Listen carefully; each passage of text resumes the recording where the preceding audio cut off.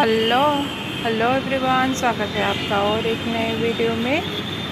आज हम बात करने वाले हैं सबसे कॉमन टिकोमा प्लांट के बारे में, जो कहीं ना कहीं आपने देखा ही होगा। आपको वो देखने को मिल जाएगा किसी शोरूम के बाहर या मॉल के बाहर या घर में, तो ये प्लांट कॉमन ही प्लांट होता है। तो आज हम इसके बारे में ही बात करेंगे। तो दोस्तों, अब तक आपने चैनल को सब्सक्राइब नहीं किया तो प्लीज़ सब्सक्राइब कर लीजिए। टिकोमा की मैं अगर बात करूँ तो ये गर्मी का प्लांट है और देखिए इसमें इस तरह से फ्लावर आ रहे हैं। मुझे पता नहीं आपको दिखाई दे रहा है नहीं, धूप में मुझे भी पूरा नहीं दिखाई दे रहा, सामने ही आ रही है।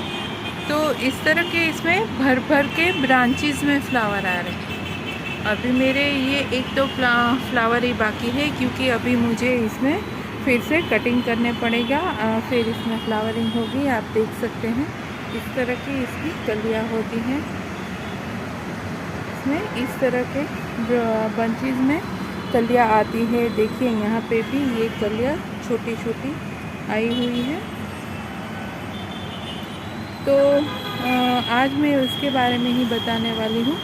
तो दोस्तों, ये सबसे कॉमन प्लांट है, सबसे आसानी से हो जाता है। और इसकी पत्तियाँ देखिए, इस तरह से छोटी छोटी पत्तियाँ वाला ये प्लांट होता है।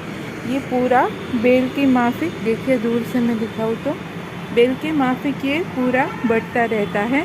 तो मैंने इसको सपोर्ट दिया है, इस पे ये अच्छे से ग्रोथ करता रहता है।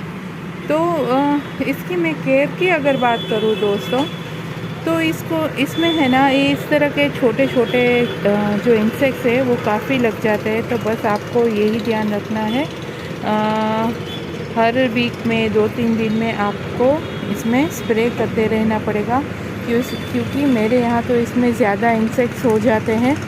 देखिए, और ये सूखे पत्ते तो आपको निकालते ही रहने हैं। सूखे पत्ते इस तरह से निकालते रहेंगे तो और फ्लावरिंग बढ़ती रहेगी।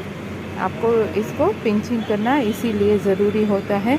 तो देखिए, काफ़ी सारी ऐसी ब्रांचेस होती है जिसमें फ्लावरिंग नहीं होती, तो इसको हमें यहाँ से कट कर देना है। तो इस तरह से आप प्रूनिंग करते रहेंगे तो साइड में से और ब्रांचेस निकलती रहेगी और उसमें ही फ्लावरिंग होगी। तो बस आपको इसमें एक ये बात का ध्यान रखना है, जो सूखी हुई डालियाँ है उसको निकालते रहना है और इसको अच्छे से ग्रोथ करने देना है, क्योंकि जो इस तरह की डालियाँ इसमें रहेगी तो ये न्यूट्रिशन लेती रहेगी।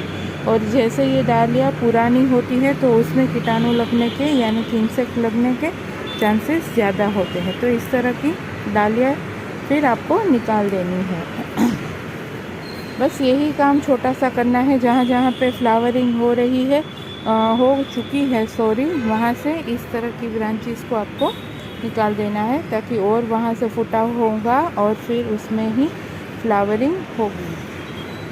तो इसकी बात हो गई इंसेक्ट्स की, और कटिंग की भी बात हो गई कि आपको ध्यान देना है इसको कटिंग करने में। फ्लावरिंग जहाँ से हो गई है वहाँ से कट इसको करते रहना है।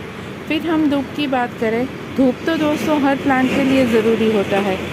मैं जब भी वीडियो देखती थी पहले पूछती थी कि धूप कितनी चाहिए, सनलाइट कितनी चाहिए, तो कोई मुझे आंसर नहीं देता था। बल्कि कई लोग तो कहते थे इसको धूप की क्या इतनी पड़ी है। मगर धूप नहीं आएगी कोई भी प्लांट में तो कितना भी खाद दे दो, कितना भी इसकी केयर कर लो, ये ग्रो ही नहीं करेंगे। तो ये सबसे अहम और ज़रूरी बात है कि आपने कहाँ पे पौधे को रखा है, कितनी धूप आती है, तभी उसमें फ्लावरिंग होगी। तो मेरे हिसाब से, मेरे एक्सपीरियंस से, जिस भी प्लांट में फ्लावरिंग होती है उसमें कम से कम 5 घंटे की सनलाइट चाहिए, तभी अच्छे से फ्लावरिंग करेंगे। तो ये तो सन लविंग प्लांट है, ये तो धूप का पौधा है, तो इसमें तो आपको धूप देनी ही पड़ेगी। अगर धूप नहीं देंगे तो फिर इसमें फ्लावरिंग नहीं होगी। तो धूप एक सबसे अहम बात है। फिर इसकी मिट्टी की मैं बात करूं तो मिट्टी इसकी भुरभुरी रखनी है। और देखिए, इस तरह के जो भी आपको कचरे दिखाई दे या वो निकाल देने हैं, मिट्टी को साफ़ रखना है और इस मिट्टी की गुड़ाई करते रहना है। गुड़ाई अगर करेंगे तभी ये अच्छे से इसकी ऑक्सीजन रूट्स को मिलेगी, क्योंकि ये प्लांट इतना बड़ा है, देख सकते हैं यहाँ पे है, यहाँ पे है। तो इतना प्लांट बड़ा है तो रूट्स भी इतनी ही होगी नीचे। इस साल मैंने इसको रिपोर्ट नहीं किया है, मगर लगता है अगले साल इसको बड़े से पॉट में रिपोर्ट करना पड़ेगा। तो हाँ, रूट्स की बात करें तो रूट्स काफ़ी फैली हुई है, इसलिए ये मेरी मिट्टी भी जल्दी से ड्राई हो जाती है। आप देख सकते हैं ऊपर से मैंने गोबर की खाद डाली है इसीलिए, और मिट्टी भी काफ़ी भुरभुरी है। तो इस तरह की मिट्टी आपको रखनी है इस प्लांट में, यानी कि हर प्लांट में मिट्टी तो भुरभुरी ही चाहिए।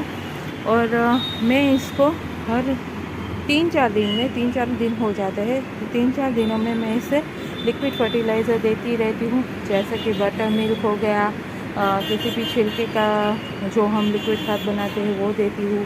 फिर हर 15 दिन में इसको मैं गोबर की खाद देती हूँ। तो ये मेरा प्लांट अच्छे से ग्रो कर रहा है। तो आपको भी यही करना है, जो भी आपके पास खाद पड़ी हुई होती है उसको ही आपको हर प्लांट में देते रहना है। तो बस दोस्तों, इतनी थोड़ी सी ही इसकी केयर है। अगर आपने ये केयर कर ली तो आप देखेंगे ये आपको भर भर के फूल देगा। मेरे इसमें अभी फ्लावरिंग हो चुकी है, ब्रांचेस में, गुच्छे में इसमें फूल आते हैं। तो एक बार ये फ्लावरिंग करता है फिर रेस्ट लेता है, तो अभी इसका ये रेस्ट का टाइम है। आप इसमें कलियाँ देख सकते हैं, अभी कलियाँ तो रुक ही नहीं रही है, कलियाँ तो इसमें आती ही रहती है। तो देखिए यहाँ पे भी मैं दिखाऊँ, मगर नई जो ब्रांच होती है उसमें कलियाँ होती है। तो बस आपको कटिंग करते रहना है और इसकी खाद इसको देती रहनी है और धूप में रखना है। और पानी कभी भी ये ड्राई नहीं होना चाहिए, ड्राई होने से कुछ होगा नहीं, मगर जो एनर्जी होती है पौधे की वो थोड़ी सी डल हो जाती है, तो 2-3 दिन वो ग्रोथ पीछे हो जाती है। इसीलिए पानी को कम नहीं होना चाहिए, पानी आपको इसको देते रहना है। और इसकी पॉट की साइज़ अगर मैं बात करूँ तो ये मेरा 10 इंच का है। तो आप हो सके तो बड़ा, जो अगर प्लांट है आपका इतना बड़ा, तो आपको इसको 15 इंच में लगाना पड़ेगा, तभी अच्छे से ग्रो करेगा। मैं इसको शायद जब बारिश आएगी तब इसको रिपोर्ट करूँगी शायद, और बड़े गमले में करूँगी। तो आप अगर लगा रहे हैं तो बड़े गमले में लगाएं, क्योंकि इसकी ग्रोथ फास्ट होती है और ये तुरंत ही बड़ा हो जाता है। तो दोस्तों, आज के वीडियो में बस इतना ही। मिलते हैं नेक्स्ट वीडियो में नए टॉपिक के साथ। तब तक के लिए बाय, टेक केयर।